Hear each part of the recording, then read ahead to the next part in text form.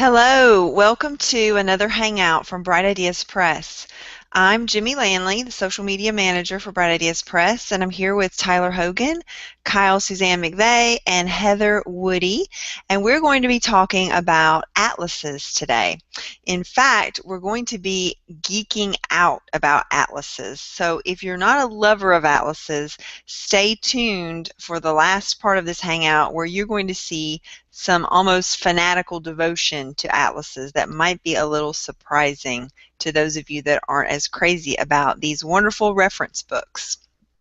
As I said, I am with Bright Ideas Press, and you can find us at brightideaspress.com, where we have a full online store.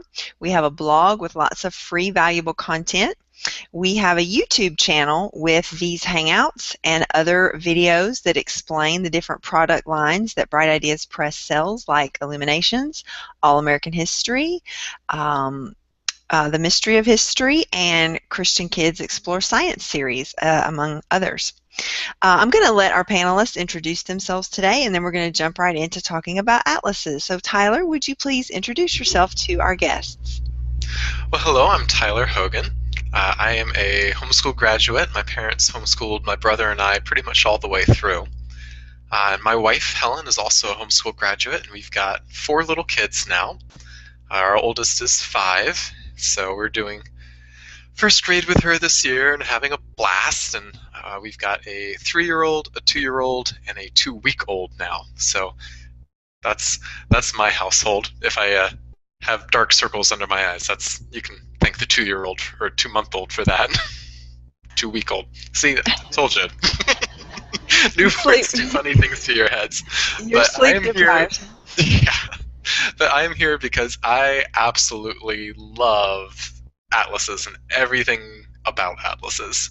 And I brought, you can't see it, but over here I have my atlas collection. There's about 35 atlases that I brought out to do show and tell today because I got so excited. We don't have to pour through all of them, but when we get to that fanatical devotion part at the end, you'll see some.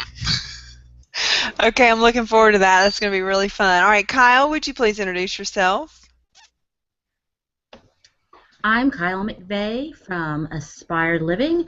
We have 5 kiddos from 4 to 16, and I also really enjoy using atlases, and I'm really happy to be here today.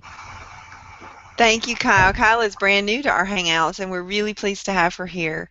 Heather is a longtime panelist. She's been with us since the beginning. Heather, introduce yourself, please.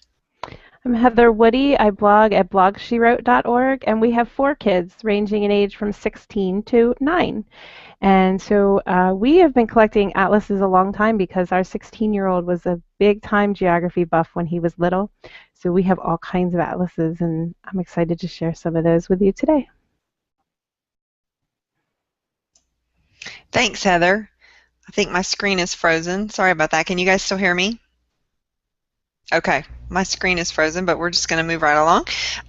So my first question is, why does a homeschool family need an atlas? We're kind of assuming that a homeschool family would want this on the shelf. So why is that, and is one atlas enough?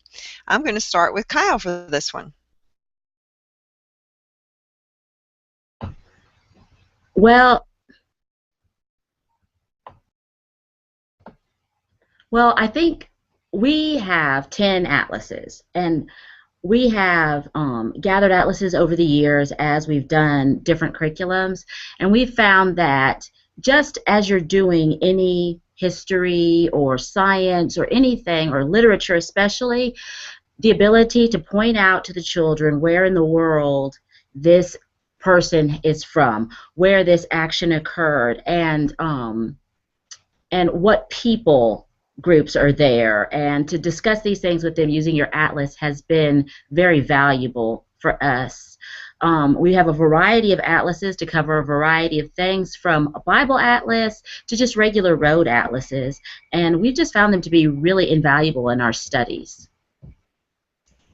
Okay, thanks. So you said that you need an atlas to show kids where in the world something is. So Heather, your thoughts, why does a homeschool family need an atlas, and is one enough?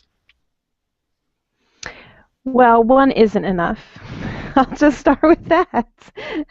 When my kids were all little, so we have a 16, a 14, and a 12-year-old, and they were doing things together using curriculum when they were young, they would all want to be at the Atlas at the same time. And so that, just for logistical purposes, even if you don't like atlases all that much or find them all that valuable, just to get through the school day, it was important for each kid to be able to thumb through and find something for themselves.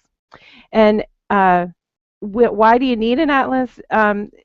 Just for what Kyle said, to make reference. We use it for reference a lot. And our kids just use them for enjoyment. You know, they'll pick up an atlas and read for a really long time, and then they come away with just knowing a whole ton of stuff. And so actually, that's probably when they make their own discoveries about the world is a little more valuable than even what I point out to them. Absolutely. Yeah. When we go with kids' natural interests, it's definitely more valuable. So, Tyler, we know that you think every homeschool family needs at least one atlas, but why is having an atlas on the shelf important? Well, everything happens somewhere. There's no area of study that can't be enriched with the presence of an atlas. So whether you're studying geography or history or science or literature or mathematics, anything that can be studied can be put on a map somewhere in some way or form or fashion. And having an atlas on hand makes making those geographic connections so much easier. You can spend all day long talking about a place, but if you never see where it is, you know, a lot of that information just kind of goes in one ear and out the other, because an atlas just helps make those descriptions of places concrete. And you can start to see visually connections that, you know, when you just have words on a page, those connections don't jump out at you the way they do when you have an atlas in front of you. So they're especially great for visual learners, and they're really good during that logic phase when you're starting to make connections between different pieces of information. And they can be used no matter what you're studying. So it's not just a geography tool. It's not just a history tool, it's an every single subject that we study kind of tool. So, Tyler, my question to you is, what about having a globe, you know, a 3D globe, or having a map on the wall? Is it essential to have an atlas, which is a book, or would a wall map be enough, or a globe be enough? If you could discuss the differences. Okay, yeah, all of those have their pros and cons. I love a good globe. I have one that I keep down in my office basement, and my kids love to come and look at it. Globes are wonderful because you can show the 3D nature of the world with a globe better than you can with any map, no matter what projection it is. The downside with globes is that they can be really pricey if you get a good one, and they go out of date so quickly, and there's no convenient way to update your globe. With a map, whether it's a wall map or an atlas, you can update that yourself if you want to. And electronic atlases are even easier because they update themselves. But with a globe, as soon as something goes out of date, it's a lot harder to make those changes. I mean, you can take a Sharpie to it if you want, but at that point, you know, you're kind of messing up a work of art, and you feel guilty about that, or at least I do. I don't know if anybody else has that problem. A wall map is fantastic, and I've got a big wall map that we hang in our hallway right by our dining room, and every time we have a conversation about a place, we always go to the wall map and find, okay, well, where is France? Where is England? Where's Meemaw traveling this week? You know, where's this missionary family that we've been talking about coming from? And those are super useful. The downside with a big wall map, though, is your detail is very limited because there's only so much that you can fit on one single sheet. Even if it's a big map, there's a lot of information that you can't put on any single map. So they're really, really useful, and especially I think they're great to have anywhere where learning is happening. But I don't think they're enough. The thing that atlases provide that a globe and a wall map can't really compete with is just the level of detail, the number of maps, the being able to zoom in real up close and see something that on your wall map may only be that big, and have that be your full page. That's really valuable. Just getting the idea of scale is something that you you're limited with in any other format. Oh, that's a great explanation, Tyler. Thank you for explaining that to us. So, how do you use an atlas to boost geography understanding? One of the things you said already, Tyler, was just anytime you mention a place, you go and look it up on the map or in an atlas. So that's one way just in our day-to-day life. But how else can you use an atlas for geography learning? Kyle, I'd love to hear how your family uses these atlases that you have.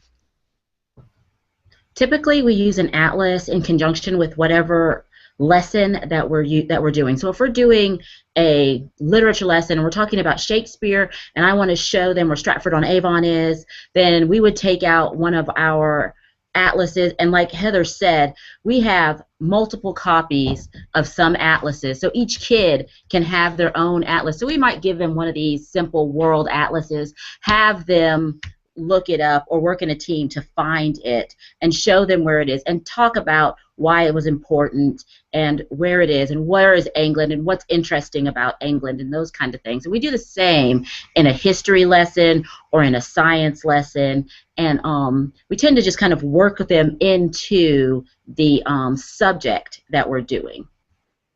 Okay, so for you, geography or using an atlas isn't an added-on subject, it's just something you integrate into your other studies. Is that right?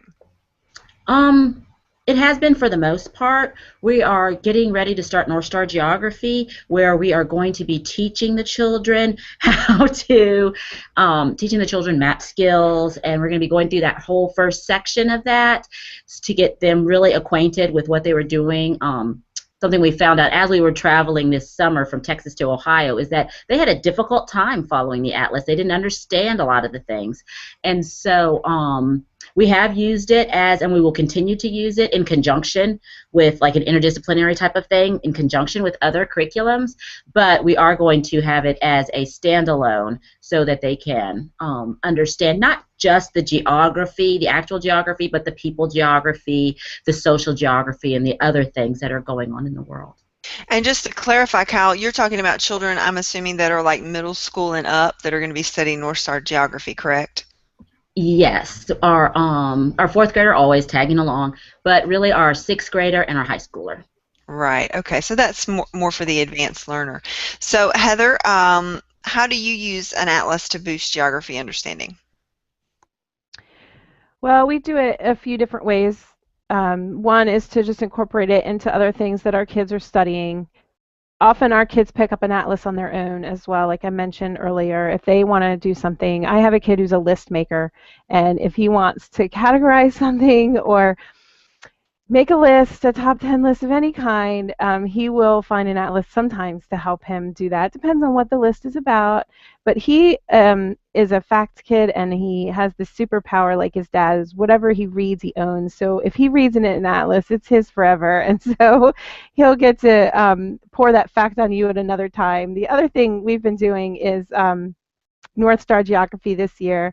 And right now my kids are making their own topography maps. And so the U.S. Geological Survey has those maps online for free, and you can go. And so we've been learning how to read a topographical map. And right now my kids are making their own of where we live. So the assignment was to put in a new hiking trail. So not only do they have to read, and it has some parameters like how much elevation they have to change in order to make it on the trail, if it's a beginning trail versus an advanced trail. And we live in an area that is geologically really crazy, and so it's kind of a fun activity for them to learn how to read the map, which the contour lines are so itty-bitty and tiny together because we live on the top of a really big hill and there's lots of gorges, so there's always a drop in elevation really quick. So it's kind of a challenging assignment for them.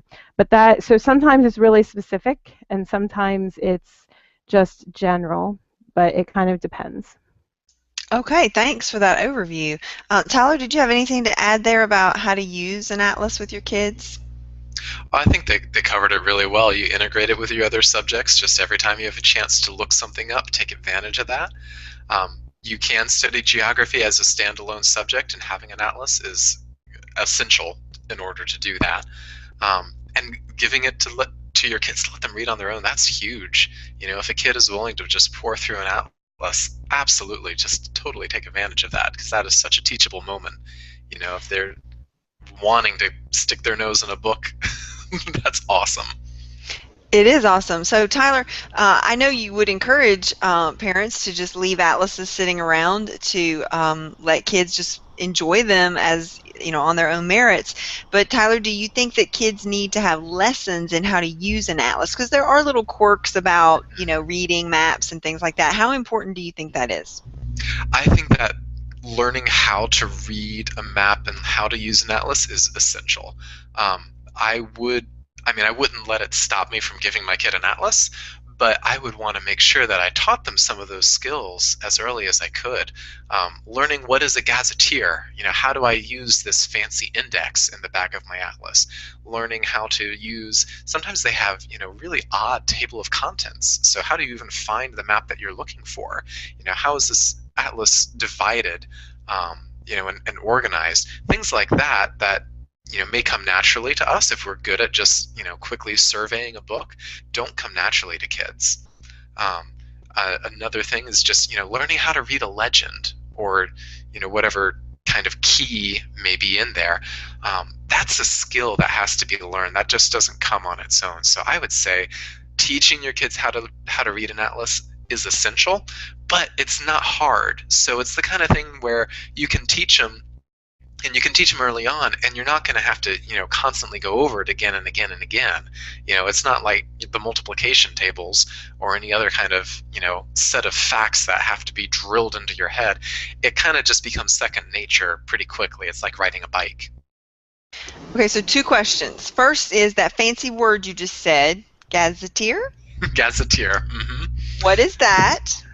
The gazetteer is the index of an atlas. And almost every atlas is going to have one, and it's just a list of all of the places that you can find in the atlas. And in fact, I'll go ahead and bring out, this is one of my favorite atlases. It's almost as tall as I am. This is the National Geographic Atlas of the World 9th edition. And you can judge the level of detail in an atlas by looking at how thick the gazetteer is. Now you can see, I'm hoping you can see, this white section back here.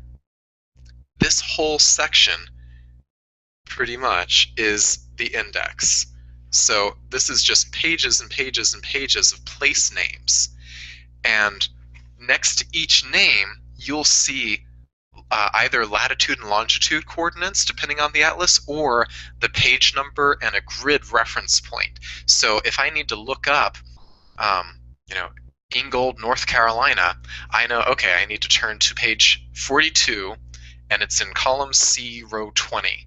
And that lets me turn exactly to where I need to go and find it, within like a 1 square inch area. If you don't know how to use a gazetteer and you have a lot of finding and labeling to do, you're going to be frustrated because it's hard to find stuff if you're just scanning the entire page. That can take hours if there's a lot of detail. But learning how to use a gazetteer makes it so much easier. And like I said, you can judge the level of detail of an atlas by looking at how thick the gazetteer is. In this case, this atlas, half of it's the gazetteer. And that just tells you, okay, this is an enormous amount of detail. If I were to look at something like this Children's Illustrated Atlas of the World, my gazetteer, if there is one in this, yes. So in this one, it's just called the Index of Major Places on the Maps. And this is only, 6 pages long. This means that this is going to be, and it says right there on the title, children's. This is a much less detailed atlas than my, Atlas of the World 9th edition from National Geographic. So I can feel much more comfortable giving that to younger kids than I'd never give my 5-year-old this enormous book, but I give her the little book because that's the level of detail that she can work with. And that gets into, how do you pick a good atlas, which I think we'll get to a little bit later on. Yeah, but just I have another what a question for gazetteer you. is huge. Thank you for explaining gazetteer, and we've got some people in the audience saying, thanks for saying it so we know how to say it now, because, it's one of those words you see but you never hear, and you don't really know how to say it. So it Well, sounds I like may be pronouncing it gazetteer. wrong because I learn all of my vocabulary from reading. So if someone out there is an English major and they're going to correct me, I will I will submit to that. That's funny. Okay, well, who knows? I'm proud of you just for trying to say it because I wouldn't have. And my second question was going to be, what about the mom who is, to be a little honest, intimidated by the atlas herself, and she's not 100% sure how to use an atlas? Where can she brush up on her how to use an atlas skills? Well, if you have middle school or high schoolers, North Star Geography has all of the information that you're going to need right there in the first few lessons. So you can just do those lessons along with your kids and get the same kind of education. The Ultimate Guide to the Ultimate Geography and Timeline Guide that Bright Ideas Press also sells, that has the whole unit on teacher refresh. So, everything that you learned in 7th grade and forgot about, here it is. So if you have a good geography handbook or curriculum, that should cover a lot of that kind of material, so you don't have to be all by yourself figuring it out again. Okay, thanks. And I'm going to put a link to that Ultimate Guide on the event page so people can find that. But if you need help, go to the brightideaspress.com store and look in the geography section, and you'll be able to find that. And so that would be good for elementary levels. And then Tyler was saying North Star Geography for upper levels, junior high and high school. Great. So let's go ahead and, let me stop and ask the two moms there. Moms, did you have anything to add there about geography lessons or just letting kids jump in and experiment? Any thoughts there? I wanted to give you a chance. So if you read my blog or spend any time with my stuff, I like to let my kids just wander and figure it out a little bit with some instruction. So we like to do big things, like we've done triangulation, which I think is also in North Star Geography, and we've gone to the shore of Lake Ontario and plotted our point to see where we are compared to other locations that we can see. And so sometimes we do big things like that, and then sometimes I just like to let my kids figure it out. But basic map skills we've done some of, and then once they have that, they can farm out and do their own thing. Okay, so Suzanne, or Kyle, no extra thoughts there? Okay, that's fine, thanks. So let's talk about choosing an atlas. Tyler, I'm going to let you take this one. How do you know? And you talked about this a little bit as far as, elementary or more detail, but go into a little more explanation. Okay, so, well, the first thing that I would look at is what is the age of the atlas itself. If you're using the same atlas that, your parents gave you, from when they were in high school, chances are it's out of date pretty dramatically. If you can still find the USSR on there, things have changed since then. So if you're using a printed atlas as opposed to an electronic atlas, that would be the first thing to look at is, what's the copyright date or the most recent print date. Because you want to have something that's up to date, and the world just changes so fast. There's no sense buying something new that's already too old to be reliable. The second thing that I would look at is what is the age of the child? Because, like we were saying before, depending on the level of detail, if I were to give this children's atlas to my high schooler, that's a lovely map right there, but that may not be anywhere near the amount of detail that they need to complete their assignments. So if you give an atlas that's designed for younger kids to older children, they'll be frustrated.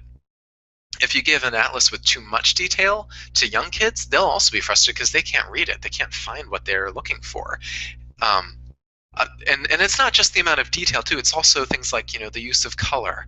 How big is the text? Are all the words 2-point font, or do they have nice big happy letters that my 5-year-old can sound out? So things like the color, the text size, the level of detail, those are all really important factors. And then the third factor that I would think about, so the age of the atlas, the age of the student, and then what's the intended purpose? Because there are so many different kinds of atlases, you have to make sure that you pair the right tool for the job, basically. So if you're trying to find, ancient Babylon, if you have an up-to-date atlas, it's not going to be there because it's a modern reference atlas. You need a good historical atlas to find historical sites. So if you need if you're looking for biblical information, well, you'll need a biblical atlas. You're not going to find much of what you're looking for just in your average historical atlas put out by a secular publisher. If you're looking for, one of my favorite specialty atlases that I have is my space atlas. And if you're looking for information on, okay, well, where were the Apollo moon landings? You'll find that kind of stuff in a space atlas, but you're not likely to find that even in a really good modern reference atlas, because that's just not the kind of information that would be contained there. So making sure that you have both the right, an up-to-date atlas that's the right level of detail and visual appeal, and also is the right tool for the job. Those are the 3 keys. All right, you laid it out so clearly. Thank you. Heather and Suzanne, any other ideas there about choosing an atlas, how to know? I have. Over the years, we've used some different curriculums, and oftentimes what I would do is I would attempt to use the atlas that I had on hand for the curriculum. So the curriculum would say, get ABC atlas, but I had EFG. And one of the things I want to encourage everyone to do is to try to, if at all possible, buy the atlas that your curriculum indicates. So I did Mystery of History, and I was trying to use the Student Bible Atlas, which is a great atlas, but it gave me fits. And when I switched over and used the historical atlas that was recommended by Linda in Mystery of History, it was smooth sailing. We were able to find the things easily. My children enjoyed the activities more, and so I would just encourage, whenever possible, to really make sure that we are getting the correct atlas and the atlas that the curriculum recommends. So along those lines, let's talk a little bit about Wonder Maps, because Tyler, I know Wonder Maps is a product that you created, and it's not quite an atlas per se, but tell us what Wonder Maps is and how it integrates with the different curriculum that Bright Ideas Press publishes. Okay, well, I would call it an atlas, actually. I'd call it an electronic atlas rather than a paper atlas. But Wonder Maps it's a collection of about 150 or so maps. We've got modern reference maps of all over the world, all 50 states and U.S. territories. It also has a huge collection of historical maps, including biblical maps, and some more thematic maps that fit with science and other studies. So essentially, when you purchase it, it's software that you download and install on your computer, or you can get it on CD if you want. And then there's a graphical interface, so you just click where on the world you want to find a map of, and when you open it up, you have this lovely map on your screen, and from there, where it gets fun is that you can customize exactly what you're seeing. So if you need a reference atlas, then you say, okay, I want to see all of the country borders, the country names, cities and towns and their names.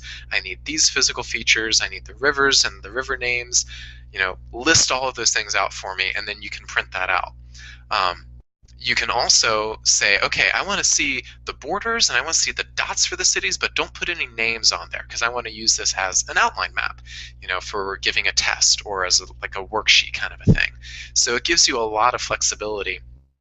There's also some physical topography information on there, so you can have a lovely color relief map or black and white. If color ink is an issue, there's black and white relief on there as well.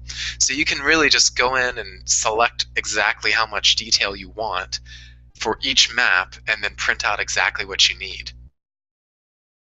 Okay, great. I've just shared a link to Wonder Maps on the event page, so if anybody's interested in that. And Tyler, is that integrated with the Mystery of History? It is. We do have all of the maps that are in Mystery of History volumes 1 through 3. We have all the maps from All American History volumes 1 and 2, and a lot of the maps from the Christian Kids Explore Science series are also in there.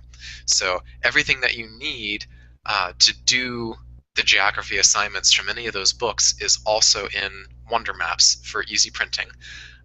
Additionally, there's also I'm trying to remember the term that we use, but it's basically a map guide that'll show you lesson by lesson in the Mystery of History. Okay, so you're reading this lesson, here's a wonder map that fits with the lesson. There's not necessarily an assignment that goes with it, but if you want to just have a nice handy reference map, print this one because that deals with the same area. So that's a real handy feature that we just put out in the most recent release. Wonderful. So Kyle's advice is very sound. Use the atlas that the curriculum publisher recommends, and for pretty much all things Bright Ideas Press, that's going to include Wonder Maps. So check that out. It's an amazing software. When you see it, you will go, "Oh, now I get why people love this so much." Heather, I know you're a big Wonder Maps user, and so I'd love to hear from you about how you use it in your geography studies. Well, we use North Star Geography, so Tyler has so graciously put at the top of each Atlas activity, if you're using Wonder Maps, choose these things. And so it only takes me a few minutes to go to my computer, choose up the ones, the choices, the options that he's suggested, and then we print it right out. And one of the things that I really love about Wonder Maps is that I don't lose maps anymore, because I don't print them out ahead of time anymore, because it really only takes just a couple of seconds. When it's time for my student to start that assignment, I click through it, it prints, and they're right away using it. I used to spend a lot of time printing things out ahead of time, and even as organized as I can be, that sometimes proved to be a waste of time. So that's one of my favorite things about it. But we use it for all of our map making needs now, because there's always something there for anything we're looking for, and even for reference. So if we don't have the right atlas, we can just print the reference map, and that works too. Yeah, I used to be a big fan of this Scholastic Reproducible Maps book, and I would always copy things out of it, and that was before I got Wonder Maps. And after I got Wonder Maps, I didn't need that anymore, and I just always turned to Wonder Maps, and it was great. So, okay, so that was our little Wonder Maps diversion. So now we're going to geek out, and we're going to talk about specialty atlases. And this is where Tyler and Kyle, Suzanne, and Heather are going to be showing their crazy examples of very strange atlases. So, who wants to go first? I can see Tyler is just itching. He can't stand it. Go, Tyler, go. Okay, so I have, you can't see it, but I have my whole Atlas collection right over here.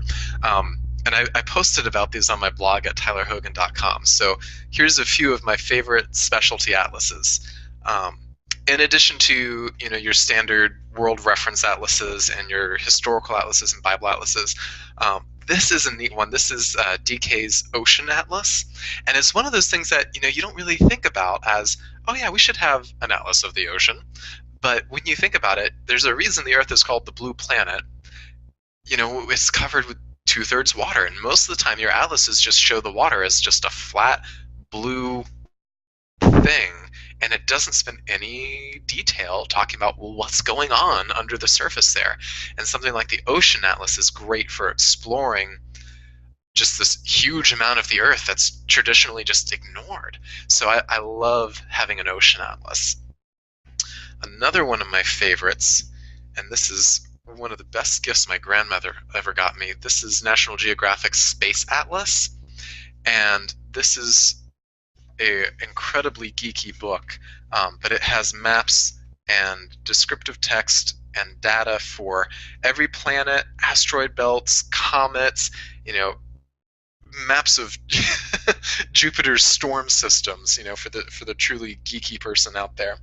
And it's also got some really wonderful star charts in the back showing you, okay, so where is our solar system in our galaxy? Where is our galaxy in relationship to other galaxies? And just getting the sense of the scale and size of the universe as much as we can see is just breathtaking.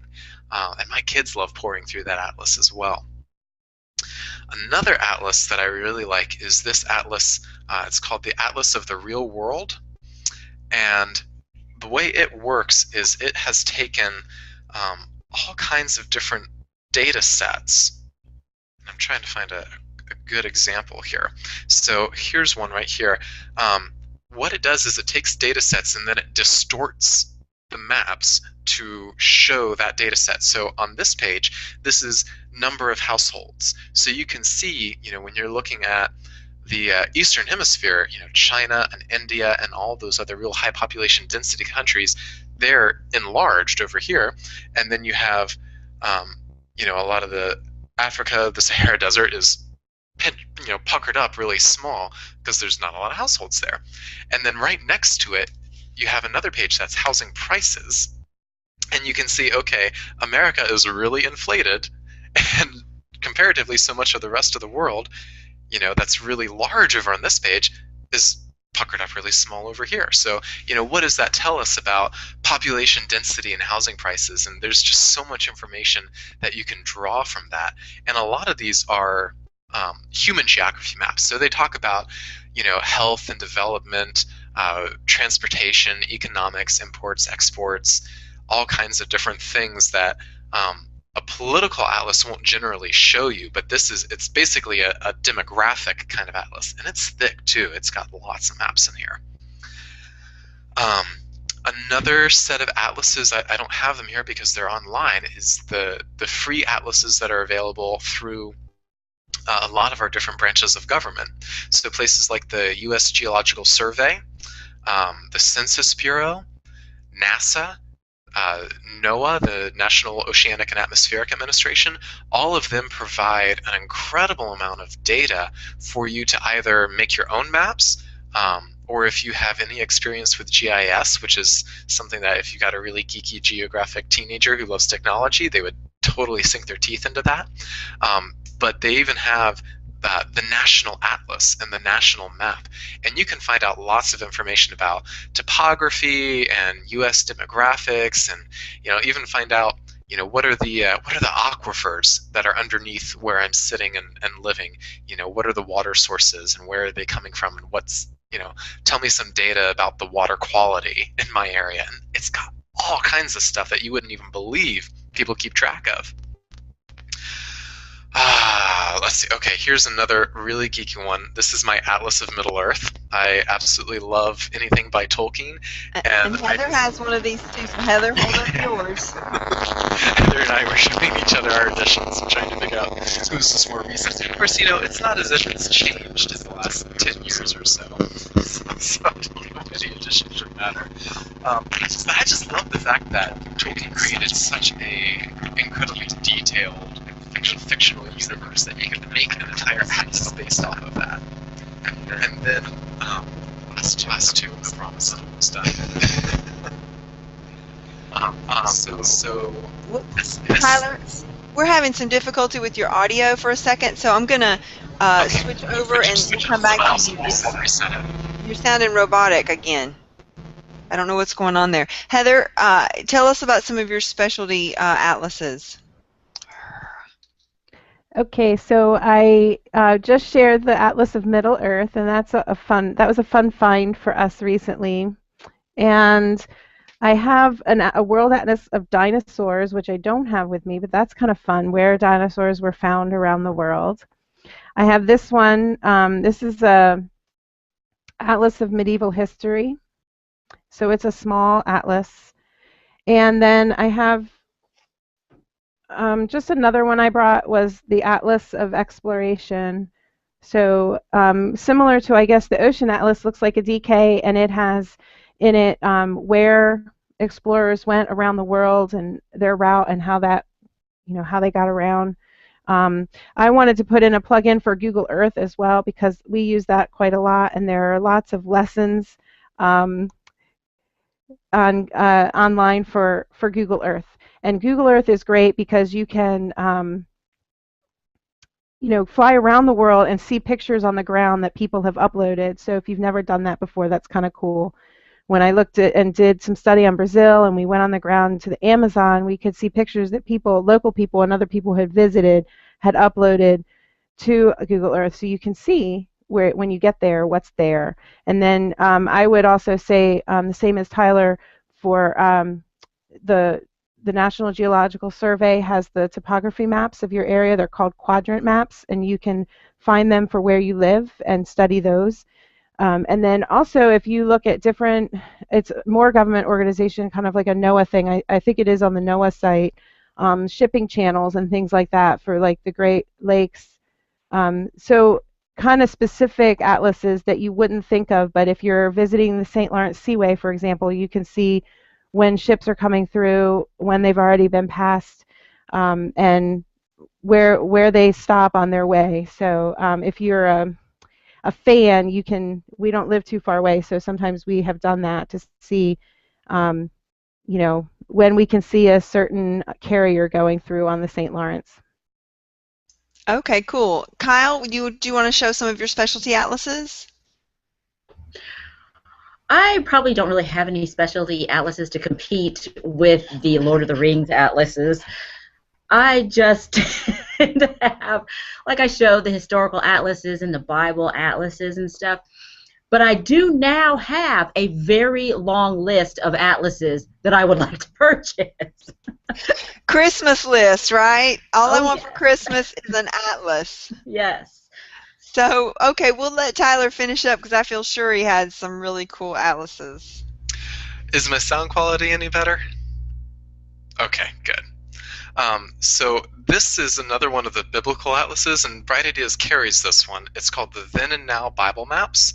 And what I love about this atlas is every map has, in addition to just the Bible Times information, it also has a transparency overlay. So you can take it and see the modern day information right on top of it. So like my wife and I were hearing reports about things going on in the Middle East and looking at Samaritan's Purse's work with refugees from the ISIS crisis. And she was looking it up and saying, oh, well, these guys are in the Nineveh Plains. There are refugee camps that are being run by Christians in the same place where Jonah went to go preach and offer these people a second chance. And just like back then, Nineveh repented in the book of Jonah. You can read it. And then today, these refugee camps run by Christians have all of these Christians and Muslims living together. And these people are hearing the gospel in ways that would never have happened if not for ISIS. And it's almost like a callback to Habakkuk. There's so many terrible things going on, and yet there's this beautiful picture of restoration happening as well, as people are hearing about the Lord, many for the first time. So an atlas like the Then and Now Bible Atlas is fantastic for that. Another one, and this isn't technically an atlas, this is a dictionary of geography, which I didn't know even existed until fairly recently. But it looks just like a regular dictionary, but it's all geographical terms and places. And it's a quick way to look up a place and get just a little bit of background information on it, and also to check your pronunciation, which is handy. And then the last really geeky one that I'll show you is very near and dear to my heart. This is the Atlas of Atlases. I know it's so meta atlas, but it's basically a look at historical atlases, and not in the sense of historical atlases like we have today, but atlases that were created in the past. So it's got all of these reproductions of old maps from old dead cartographers whose names probably don't mean anything to anybody anymore. But I just love the fact that that kind of information is out there and you can just sit down and read it and be a geek, and I love it. That is fun. Atlas of Atlases. Very cool. I want to say thanks to the people out on the event page. Tisha, Marlene, we see you out there. I cannot seem to bring in the comments today. My comment tracker kind of got a little crazy on me. But I want to thank you guys so much. I do see you guys out there. And Tisha says she has an Atlas of Pern, P-E-R-N, I'm not familiar with it, and a Star Trek Atlas. So she totally fits in with you guys there with the geeky specialty atlases. Go, Tisha. And tell us what Pern is, because I don't know. So one last thing we're going to talk about before we close today, and that's making your own atlases and maps. Heather, your kids have done some of this, you said, with some projects, and I'm sure it has really deepened their learning, and I also know that it's one of the activities in North Star Geography. So who would like to tell us about making your own maps or atlases? You go for it, Heather. I've been a video hog today. Well, we are building one throughout the year with North Star Geography, so it goes, it starts in general and kind of goes around the world. We're not that far yet, so we're still plugging along, and every week we make a new one. So it's been a good experience for my kids. My 16-year-old, the geography lover, made an atlas for one of his siblings when he was younger. And so he just took a bunch of outline maps and made it a thematic book, and we still have it. It is a really sweet thing. And then right now for earth science, my kids are doing, because we're sort of combining an earth science course with North Star geography, because it seemed like a magical little combination. And so we are making topography maps, like I mentioned earlier, learning how to do the contour lines and interpreting them and what that means. And so, yeah, it provides a deeper understanding. And then I have kids that, are like, why do I have to make the map? I have a 9-year-old who loves engineering and all things technical, and like, you want to know where some place is? I'll go show it to you, mommy. But do I really need to make that map? So I have both kinds of kids, and sometimes he does have to make the map.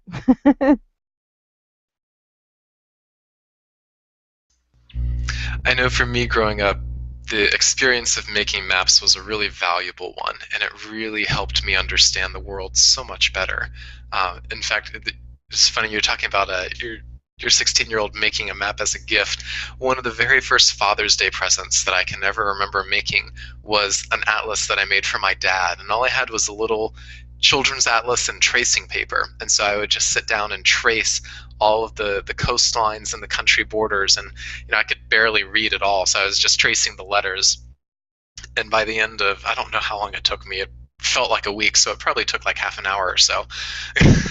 But by the end of that time, I had this lovely little set of tracing paper atlases that we just, bound up together nicely and gave it to Dad as his Father's Day present. And stuff like that really sticks with you. I mean, I still remember, tracing the coastline of Brazil and what that looked like, as a 5-year-old or however old I was. Those are the kinds of things that, it's got the visual connection, and it's got the kinesthetic connection, and if you're reading things out loud to yourself, you've got the auditory processing. So it's just, no matter what your learning style is, it can be a really sticky kind of thing, not in the messy sense, but it sticks in your brain. And that's one of the reasons I love making atlases, and just the exposure that you get when you just have to find a bunch of places and put them down on paper. I think it's a really helpful thing. Not always enjoyable, not every kid's going to like it, but I think it is helpful. So it's something to experiment with and add it in and see what children really gain from it. It could be a great learning tool. So just wanted to say, Tisha said that the Atlas of Pern is from Dragon Riders series by Anne McCaffrey. It's a 20-book series of sci-fi fiction books. So yes, I have heard of Anne McCaffrey. So thank you, Tisha, for your Atlas of Pern contribution to the Geeky Fest that was going on here earlier. We want to encourage all the homeschool families out there listening to get an atlas, and don't go to the thrift store to get it. Go ahead and buy a very updated, modern version so that you're giving your kids the accurate, up-to-date information, not something that's 15 or 20 years old. And use that atlas, pull it out just like you would pull out your dictionary or other reference books, almanacs, and use it day to day in your lessons, and your kids will learn how to use an atlas, and they'll learn geography as well. So we encourage all of you to circle us on Google+, subscribe to us on YouTube. You can get a copy of our catalog in a PDF format at brightideaspress.com, and you can see all of these geography-related materials that we've been mentioning today. If you have any questions about teaching geography, please leave them on the event page on Google+, and Kyle, Heather, or Tyler will be happy to interact with you there and answer any questions that you have. Again, I'm Jimmy Landley, and I've been your hostess today for this Hangout from Bright Ideas Press, and we'll see you all next month at the same time. Bye-bye.